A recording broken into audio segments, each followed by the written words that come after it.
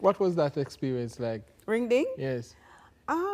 Like most kids, I come from country and went and do a little song, Miss Marjorie, played the piano, and then Miss Lou, there's a concert here for you and me. You know, every little kid grew up on Ring Ding and to be on Ring Ding, and then I came and I sang. I was like, oh my God, it's just unreal.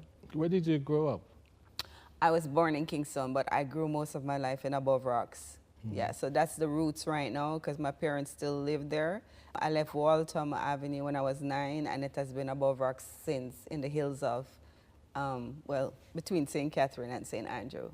What sort of environment was your childhood? What sort of childhood was it?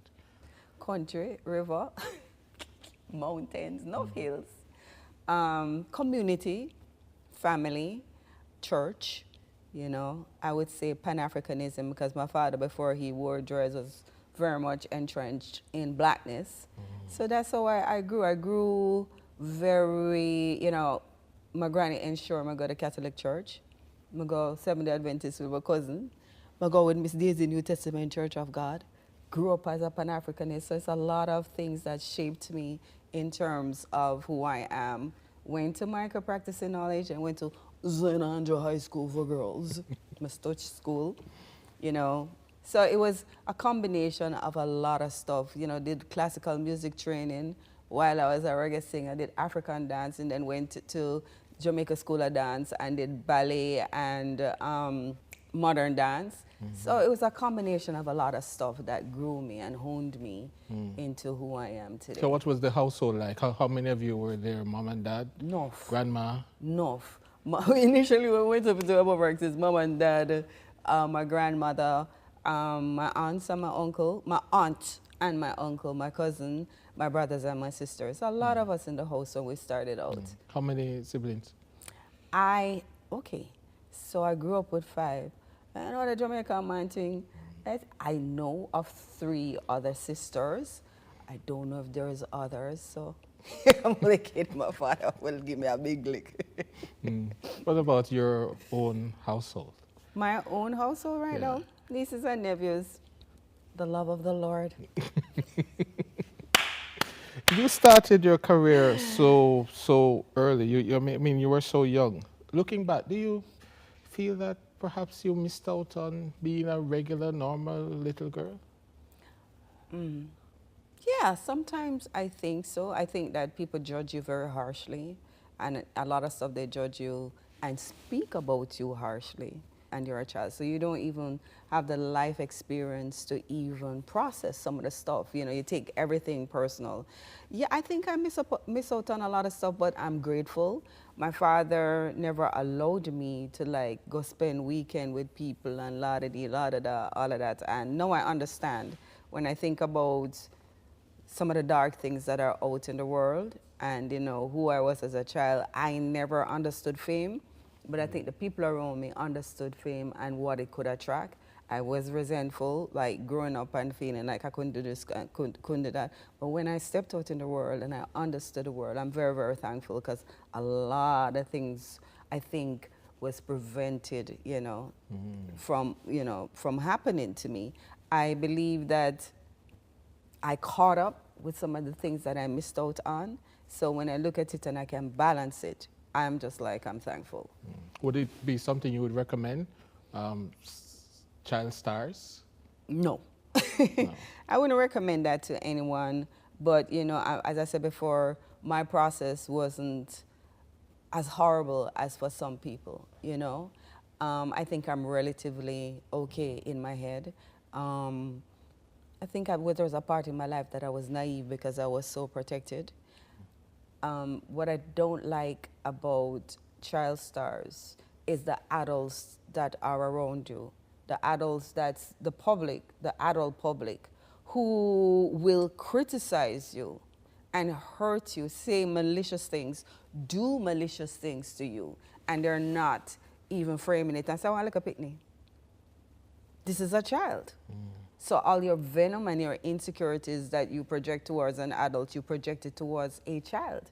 No, a poor child cannot even process that.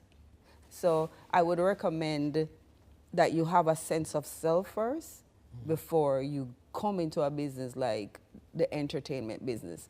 That don't even guarantee it because people mess up even when them are big people are in the entertainment business. But I would prefer that, you know, for me, you reach a level of maturity.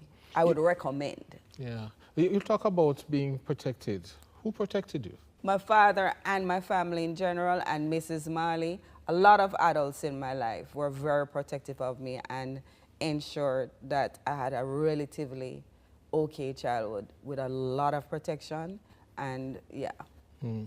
Tell us about the relationship with Mrs. Marley and Bob Marley. You were one of Bob Marley's young ones. What was that experience like? Bob Marley had a vision. You know, Bob went through a lot. He was a very, very kind person. I can attest to that. I remember when I was younger and I used to go to Tufkang and see the line of people up Hope Road waiting, knowing that Bob is there and him give them little thing for start them business. I witnessed that as a person. He was very, very giving. So in his head also, he had an idea that, you know, he would put in a plan and infrastructure that younger artists could benefit from. And I won Tasty Talent Contest and I benefited from that. I met him. He never loved, I mean, by the time I met him, and I never spent a lot of time with him because he was in and out on tours, but whenever I did, it was a caring, fatherly vibe. I remember the first time when I recorded, he was there ensuring that I was okay. I remember when me and some of his kids. Do you love reggae music? Oh God, yes. Oh God, yes. Aye. If you love reggae music, come on here, everybody say, "I read." Oh God. Oh yo. Oh yo.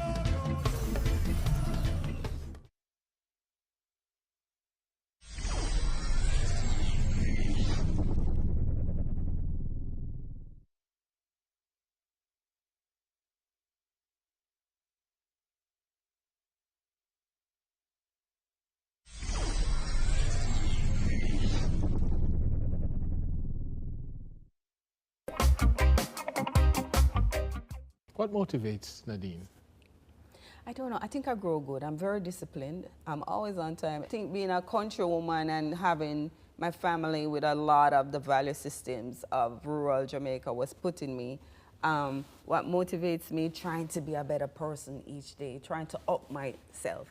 I don't really look at other people. It's like, what can you do to make yourself a better person? What can you do to make yourself a better artist? What can you do each day to be a better version of yourself? And I'm motivated by that. So, yeah, that's my motivation. Up in the ante every day. You also write. I rap, yeah.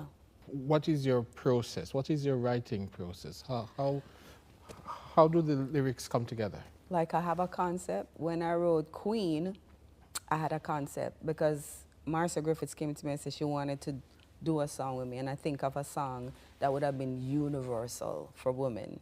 So I wrote Queen from the perspective of thinking what women have gone through that people don't understand.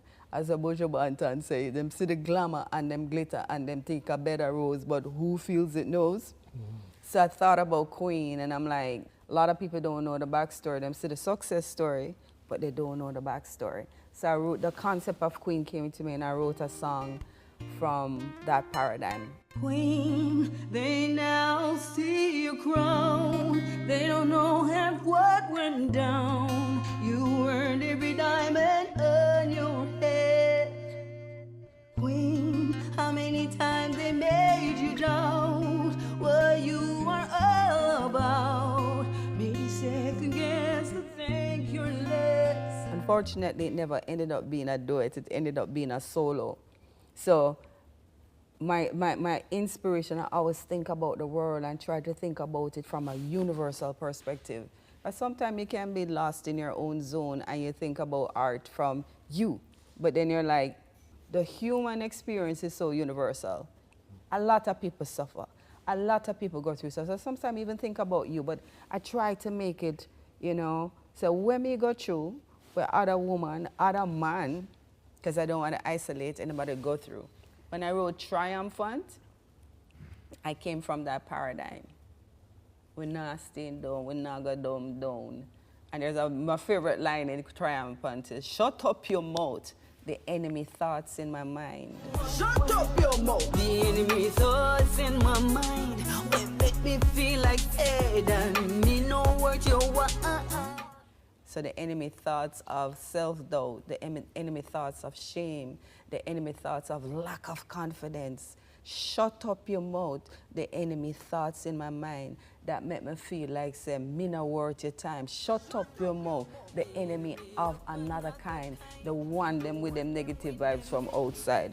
The universal story of us as humans is that we struggle, the duality of you, what was put in your head. Because we live in this world that feeds you that you don't think you can conquer and be who you really are, and that enemy thoughts outside. So I'm always thinking that was my struggle and it's still my struggle, but I know that people can identify with it. So when I write my songs, I write from that paradigm, me, but universal. How do you choose which songs you would record versus I'm going to pass on this one? One, I think that will resonate on a level that somebody will listen to it and be inspired. And you don't even know what you're doing. You know, it's the funniest thing when I wrote Triumphant and I never knew, and it was such a story for me that one of my friends called me and there was a lady that was struggling with stage 4 cancer, and her song each morning that she listened to get through her day was Triumphant. That meant so much to me, you know? No, I'm not gonna be tearing up. Right, yes, no, nothing not go worry, cause we triumphant, because we not stay down, we not go down, stop going like we are conquer, we triumphant, because today we not go quit, we properly lead it, once there is life it can't fail, shut up your mouth. But that meant so much to me. You know, that you say, oh my God, there's a song, when it happen in a year can happen in a day. No matter what life can bring, the game of life can change. And a man wrote me on Instagram who just lost his son. You've got what it takes. And he was like, this is a song my wife and I listened to when our son died.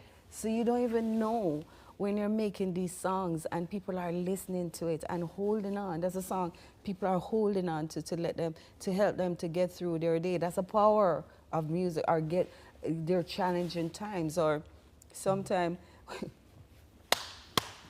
I go to New York and one woman look at me and point and say, yo, enough of my baby them born because of you, Nadine Sutherland. So the human experience. You try to make sure your art is just not flippant, you know. Yeah. This came to my mind, Wicked. I'm gonna fix up myself. What's the story behind that? You mean Wicked and Wild? Wicked. Well, I had my song, Wicked and Wild. It was a nice, beautiful, tame song, and Buju Banton did behind my back. Donovan German went and morphed it, and it became Wicked. I found out in a way that is so hilarious. Whenever I talk this story, it's so funny. I was in London, I went into a record store. Them time that was record store, and a man congratulate me on my #1 song with Buju Banton. I'm like, man, I have no #1 song. I don't do a song with Buju. And he's like, yes, you did. I was like, no, I didn't. And he's like, yes, you did. I'm like, no, I didn't. The man started, I'll get wrinkled. I said, I have no song with Buju. I said, I play the song with Buju. So when I heard the song and I hear, ooh, wah, ooh, wah, ooh, wah, ooh, wah, and I hear Buju's lovely, gravelly voice.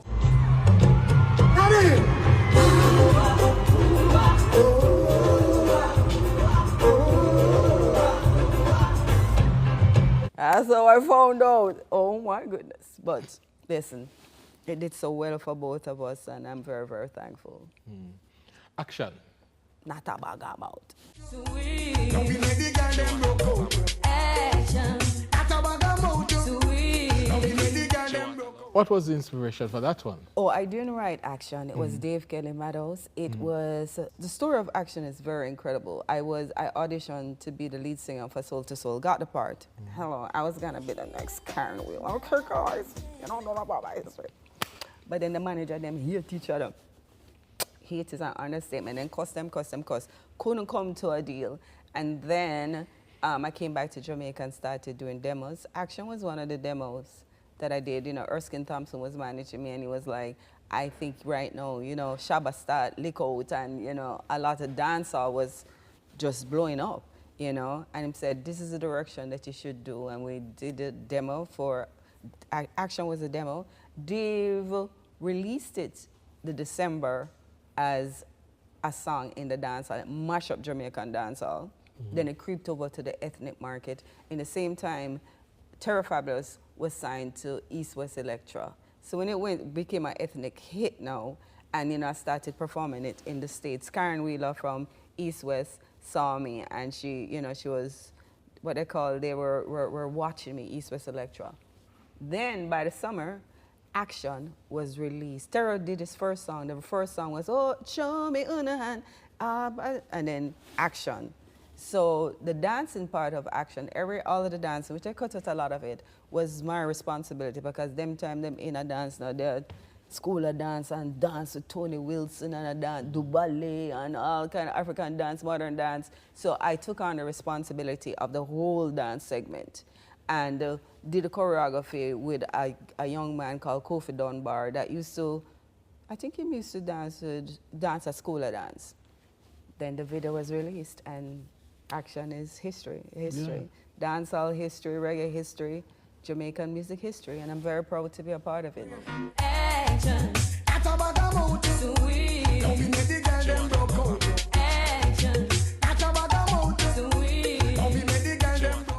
And it's closely identified with you. I mean, people think of a you. A lot. It's the Nadine Action Sutherland. It's like, oh my God, action. Sometimes I'm lost in action. It's like, you know, there are other music you can listen to. I'm actually a good songwriter, but action, and they love the action on stage, so. And you did a special recording of Action for Kamala Harris? Yes. They came to me and they asked me to support her in her vice presidential bid. And I said yes, because, you know, at that stage, you know, half of my family live in America and half of it are young girls. And I felt like as a Caribbean woman, I wanted to endorse somebody that come from my roots, Jamaica. And I said, yes, I will do it, because I wanted that. I wanted to see a woman vice president, but a woman of color, of Jamaican descent, because I'm very supportive of my people in anything that they're doing. Me will come 100% and support, yes. Yeah. And Action became a song. Kamala coming with the action. She clean. This man actually thought it was about hygiene. She clean. I had to explain to him. I was like, no. Jamaican woman, when them things say act nice and think that, don't look and say, my girl, you're clean. I said, that's what it meant. And I ensured there's a book that they wrote about Kamala, and they mentioned me. And I said, well, no, do the book, you know, but one specifically, make you understand what clean mean is not about hygiene. Clean means us Jamaican woman giving you the highest compliment. Street woman, yes, Nadine, you look clean. So I made sure they understood that.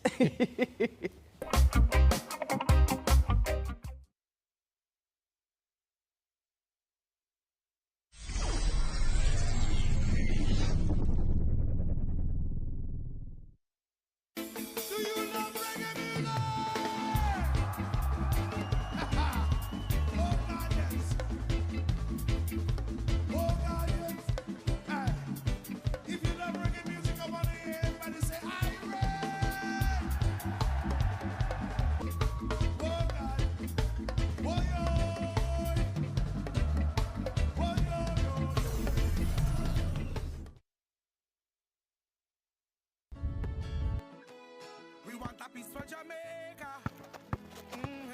Yo, what are you? Oh, man, no, brother, no, see you ever play ref? Dirty game, Yeah, man, but play. I like a ball game. No, I said, Pearson, you come from, brother, I want to live good, man. I want to live good, Bridging. No shake hand, I can play a little ball, Bridging. Really have to shake hand? Yeah, man, and no badness, Bridging. Just live good, man. Come together as one and make the violence done. So me just want to tell them, say, Simmer, who got the keys to the bimmer? Oh my, real reggae lover, Zaga.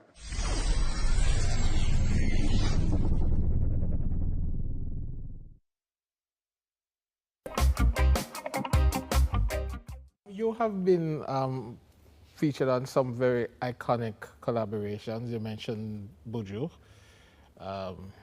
You mentioned the Terror action. There was the Snow as well. Buju, Terror, bring your lyrics now. You said you'd do anything for me. But how far would you go? Anything for you, yeah. Which is 30 years.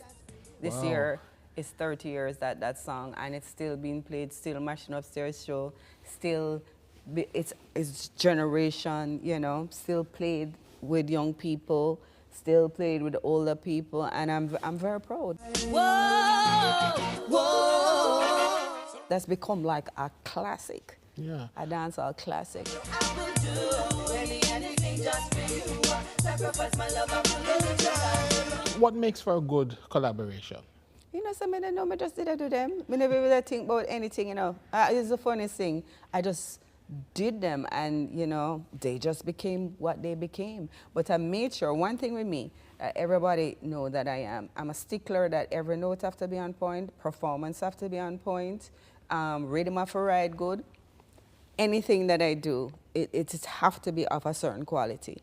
And that is how I live my life. That is my mindset. If I'm coming in and I'm doing anything and if it not sound good, some people find me annoying, I'll go over it 20 times and sing it 20 times. It is good, me sort of know it not good. And then after them build a side of relief, I'm just like, Jesus Christ, this woman is crazy. But when you listen to my recordings, you will see a certain standard. So, and then people become, you know, they expect it. They expect it. Right now, nobody no quarrel with me. We're going to the studio, the end. Just like she's coming. You know, she's there already, you know. I forgot to go over the thing time until she gets it perfect. And she'll go hear every bad note. And she'll say the note they're wrong. And we not going to hear it. And then after she plays, and I tell her, say sharp. So everybody come to expect that from me. And I'm fine. I have standards. And the standards are, I think, what has sustained me. Through, you know, 45 years celebrating in the music industry.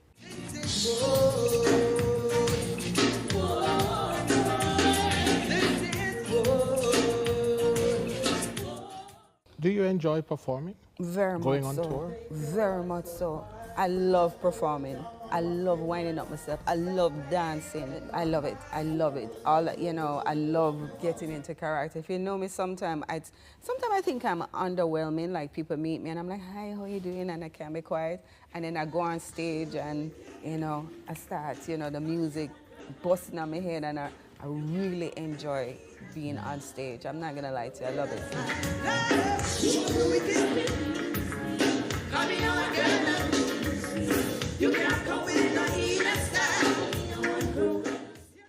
What's your favorite part of touring?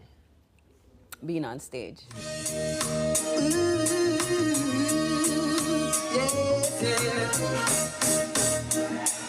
Oh, yes, yes. 'Cause this is for my baby. And sometimes, you know, you can develop camaraderie, because I think even like with Pam Hall and myself, we got pretty close touring together and we became friends. And sometimes you have lasting friendship, because when you go on the road, you know, is you and the people them sustaining each other, you know. What have been some of the most memorable experiences on tour? I always love Japan. I love Japan. I don't know why I haven't toured Japan in a while, but I love Japan. I loved everything that I saw in Japan. I loved walking the street of Japan. I remember when learning about the Yakuzas, you know, and I was with the Japanese, I'm going, Yakuza, which is Japanese mafia. And then I think I saw a geisha. I was coming on one of the hotels and the lady with the pale face, and I'm like, oh my God, that's a geisha. That's a geisha.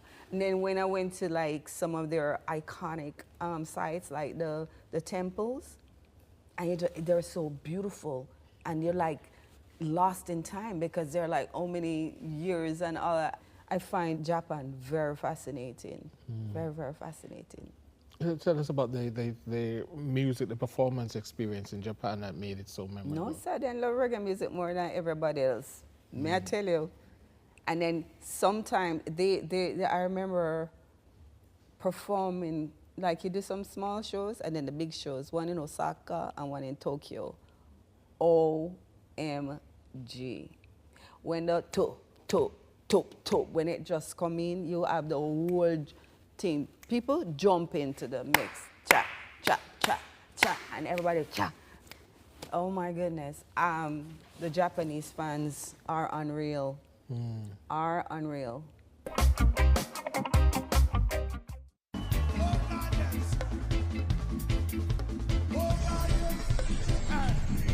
If you love reggae music, I want to hear everybody say, Reggae is global. Reggae is everywhere. Yeah, reggae is my life, you know, because if for reggae, I don't shop, I don't walk out saying that or something. We have something which the world crave even right now. Reggae is internationally known.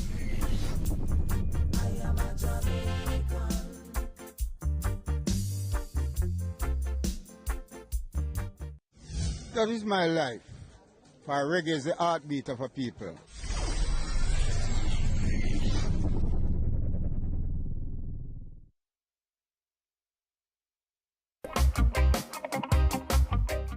Do you have favorites of your own music?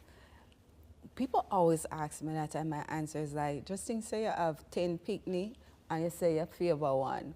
No, I don't. All of the work, the art, let me get art, the artistic works. I like it, children, you know. You write a song and it comes through you, and then you go out there and the world see it, and the world hear it, and the world know it, and you just like, it's like you have a child, and after a while you just have to let go the child, so the child just can, you know, do what it have to do. Do you have a sense of how big you are? People say no. I have no idea. I don't even want to think that way, because guess what? I won't be motivated to be the artist and the person that I am. I would never want to take it for granted. I would never want to take my rehearsals for granted, my performances for granted, that when I go there, it look easy, but it's a lot of work. I still do dance classes. I want to start back my piano because I'm like, I'm always wanting and aspiring to take my singing to another level, what I can do to make my stage performances better. And I don't want to get complacent. So I have to even worry about that, because I don't want to get complacent. I want to be an artist that is always having creative ideas. I think when I did Jamrock, we were so proud of ourselves, me and the two girls have a little choreography with anything for you. Dun, dun, dun, dun, dun, dun, dun. Although I get nervous and miss the last part, and I spin around and we put in the upper thing, and you know.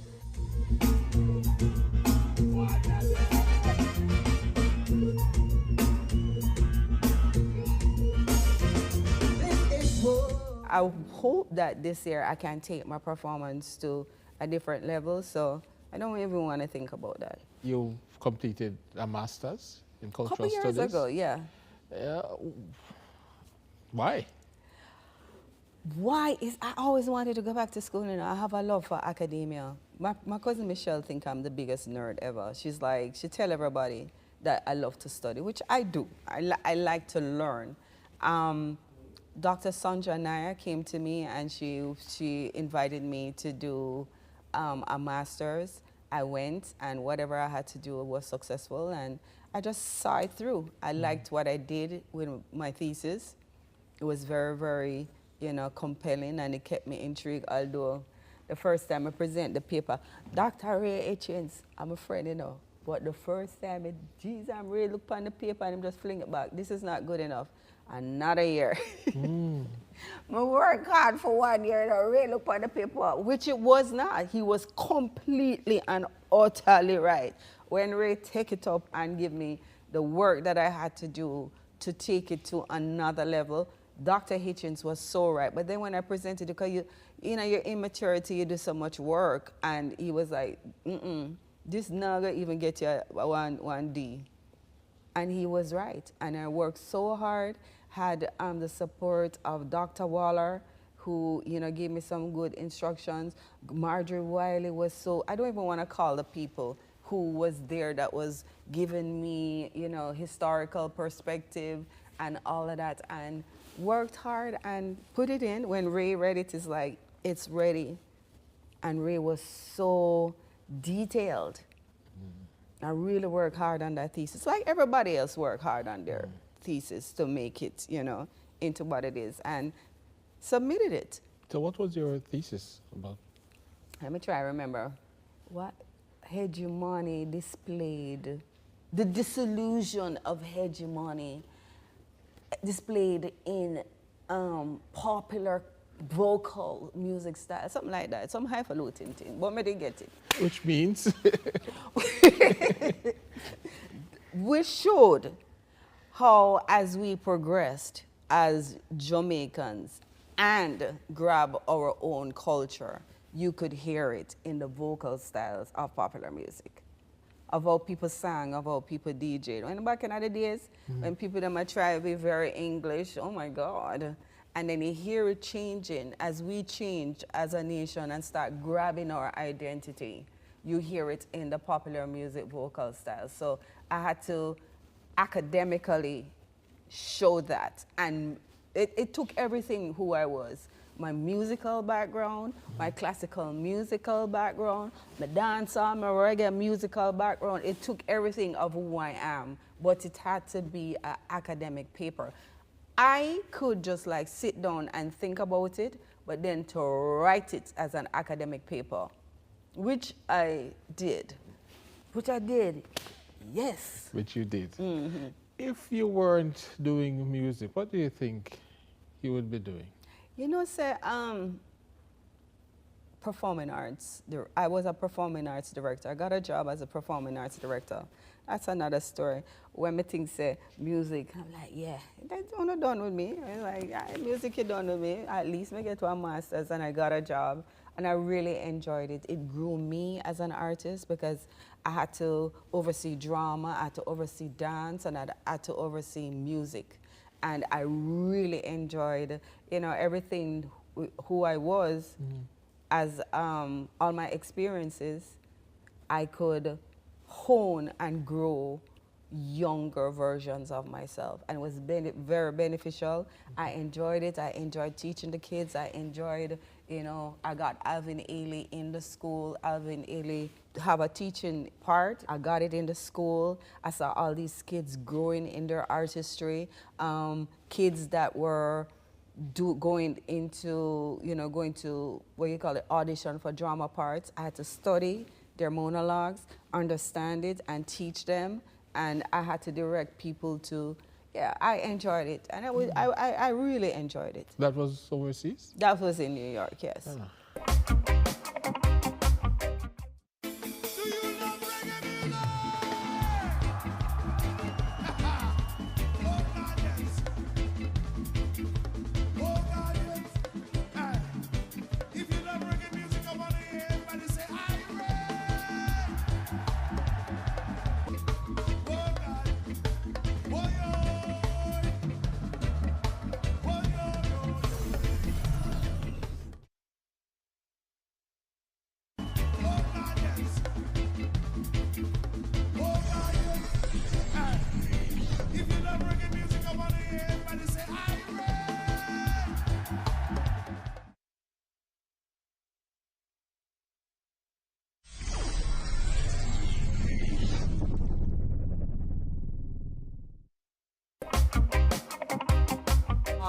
I think that you need more work for this competition. You really have a lot of passion. Your voice is so strong. That was brilliant, my girl. You could become one of the leading vocalists in Jamaica. Tonight, I saw it, creativity to full blast. That was excellent.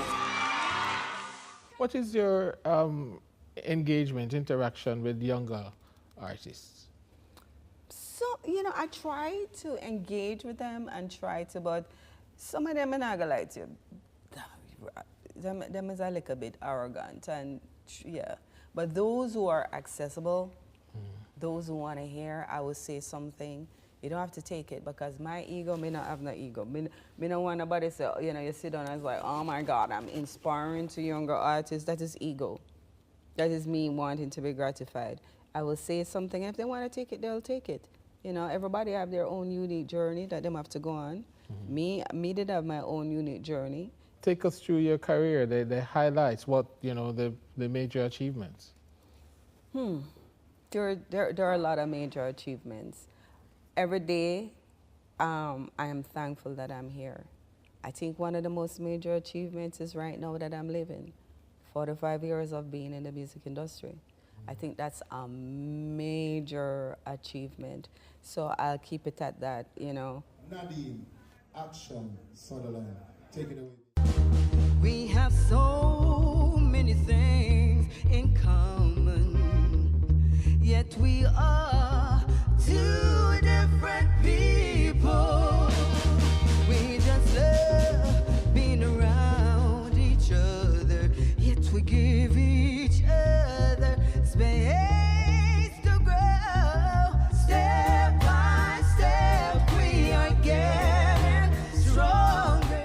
A lot of things could have gone wrong. A lot of things, you know, I thought went wrong, and I thought that it was over. And then I always have a thing that says, music chose me. Music chose me. And, you know, sometimes just like acquiesced, I said, this is my destiny. Because one time I never believed it was I was like, all right, it's done, finished, and I was so okay with it. I was so okay with the thought that probably this is it. So 45 years after, just receiving an OD, you know, and all of that. These are the high points because it didn't have to go so. It never did have to go so at all. Never did have to go so. So I have to be very, very thankful in the moment and thank God that I'm still here.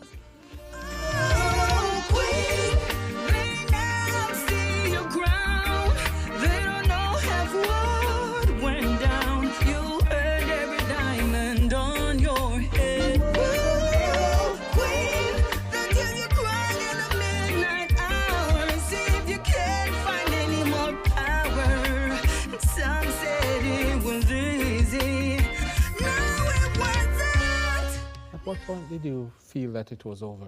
Enough time. No, What no, happened? not enough time. When they were rumoring me that I was on drugs, I thought it was over. I was like, okay, everybody think that, you know, I'm like walking in half a tree or whatsoever. That was a point. I was like, it's finished. Never finished then. But then when I got older and I said to myself, a lot of people, the ageism that exists in the world, not only in the music industry. And, you know, people like to tell you that sometime right now, I don't even listen to people. I listen to my spirit. They like to tell you, it is over, blah, blah, blah, blah. And I'm like, okay, it probably is. You know, I was like, it probably is. Because they were limiting me because of their limited belief system. Them about woman, them about this, that, artist and taranat. I'm a defiance to a lot of people, you know. I'm defying people. And then the funniest thing, music was like, no, it's not over. Things I made for years ago. I remember with Chatty Chatty, that song Chatty Chatty that I did.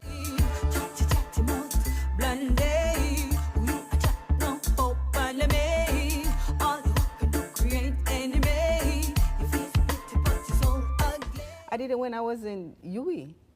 And I wasn't thinking of anything. And then by the time I think it was COVID, them released it, and I'm like, oh my God. And all these songs that I did in my blood at London with Professor, them released it. In my blood, Bob Marley, in my blood, in my blood, in my blood, Nadine go there, pum pum, in my blood. All part of the world, Africa and Europe, I call me for interview. I'm like, what?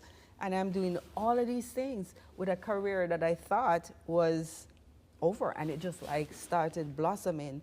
I started performing more regularly, and every performance, I was like, oh my God. I'm in love, I'm in love.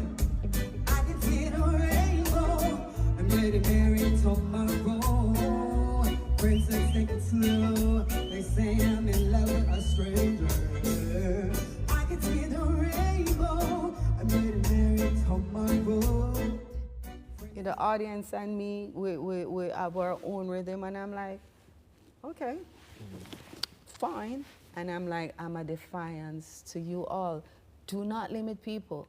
Do not limit your child. Do not limit and put your mouth of, put things on people with your mouths, man. It's horrible and it's terrible. You mentioned the OD. How does it make you feel? I was elated. My family, my cousins and my sister decided that they're going to put in, advocate for me. But then another set of people decided were advocating for me. And then there were strangers on the streets who came to me and told me that they advocated for me because they believed I deserve it, which was so nice, after. And how I felt, I was really, really elated and honored. And I was a little bit nervous. I know Jamaican people, they're out in a giant church, I heard nobody or no one question it. The worst thing I heard about my OD was that she deserved it from a long time. So I breathed a sigh of relief. I'm very, very thankful that my parents were there, that they started with me 45 years ago, that they saw me walk on that stage. My auntie was there that grew me, Auntie Eula, Uncle Roy, all the people that grew me. It's only one person, my Aunt Marie, didn't see that because she transitioned a year ago, but most of the people that was with me when I started, they were able to witness it, and that to me was my proudest moment, because everything that they invested in me as a child, they could see it flower to that, the national honor. I'm really, really proud. It would be very, very, I lie when I say I am humbled. I am humbled after, but initially, anybody with them interview and like, I'm so humble. No, I did feel glad. Glad and feel proud. Elated. What do we have wrong about you? What don't we really know? I think my life is an open book. Some of them know my life more than me know it. Jeez, I don't really have anything that is hidden. You see me on stage and I might be, I guess for some people it's exciting, but me as a person, I tend to be very disciplined, very straightforward, very, I try to live my life from a perspective that I just invest good energies in the universe that will come back to me. Yeah. I'm deeply in my spirituality. A lot of people probably don't know that, but if you know me, people know that I'm deeply into my spirituality and deeply into walking this world and just walking with good energies and just emitting good energies to those around me. And, yeah. But if you trouble me, you know what I mean? Is there anything in music that you haven't done yet that you're anxious to get done? No, because music sometimes dictates where it takes you. I used to sit down and I'm like, I want to win a Grammy, I want to do this and one of that. If it takes me there, sometimes when you look at the grand scheme of my life and the long term and the work, and you see over time what you have built, and you probably had a lot of people have short-term goals because they see the glamour and the glitter. They think a better rose. I want this and I want to be signed to a record company. I prayed for that. But what did the record company do? The whole reggae thing was dropped, So I'm just like, I want music to lead me. I want my talent to be paid for the work and my talent that I put in. But in terms of grandiose expectations, I just want it to lead to where it's supposed to go. So what's next for you then? What's next for me? Performing, singing, going back to piano classes, going back to dance classes. Sometimes I'm thinking of the PhD, like go and do a PhD, but then sometimes when I look at the work and then being that my music, I've gotten so much more busy and I love, my life on stage. So that is something that I'm still grappling with, whether I should go and move it from the master's to the PhD, so who knows? What's your perspective on the health of reggae across the world? We have the talent here to conquer the world. We probably need to look at some of the bad habits that we created that sometimes is working against us, and we have to look at it very, very honestly. We are such an incredible set of people, you know. We are the talent that lives here. Jamaica is this incredibly magical place. We're magical people, but sometimes we have to self-check. And I think that's where we are right now in terms of our music, is to do some serious self-evaluation and self-check to see how we're gonna move forward. Nadine Sutherland, thank you. Thanks for having me. 9 out of 10 times I'm in love with you. We make it work, that's what we try to do. Never cut when things get rough, even when we said that we had enough. Committed to loving you, 9 out of 10. There's no doubt you're made for my soul.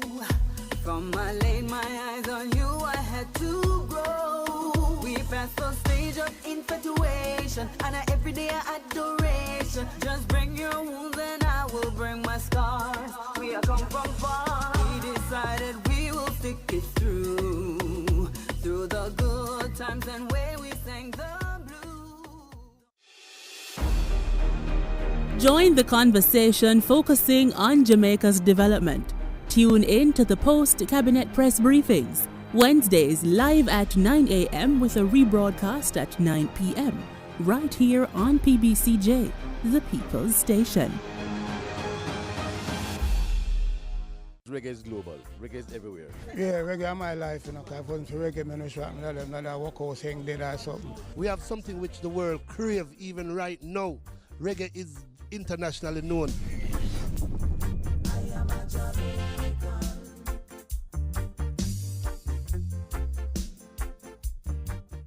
Join us as we navigate this interwoven landscape, discovering how every portfolio and agency under the Ministry of Economic Growth and Job Creation play a crucial role in national development, from housing to land. Right. NWC, why I don't have any water in my tap, to infrastructure and investment. So the government is not giving away any assets. No, Dini. All right. Not at all. Let's unravel the threads of success as we explore the MEGJC matrix.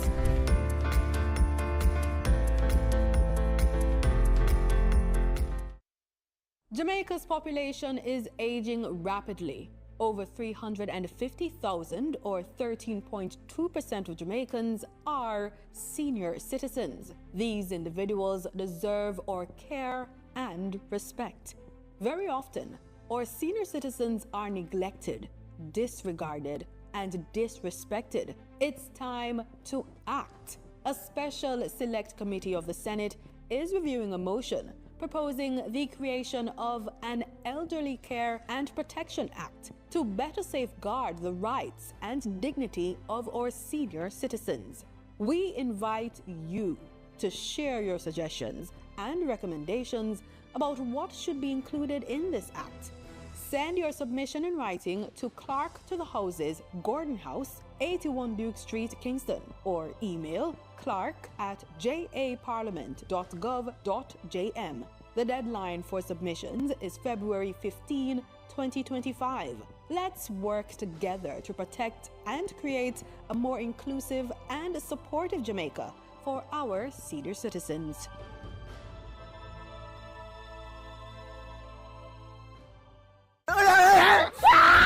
The one camping tent. I'm showing why I'm about. Ended up here over here, son of a lift up now. Welcome to Flatbridge. The infamous Dopey Church. I never afraid. If you wash your face with rice water, then you can see Dopey. No, me don't want to say Dopey, no. If I turn the yoke to the left, then the airplane will bank to the left. Oh, that! Oh, that! Where's my bicycle, dog?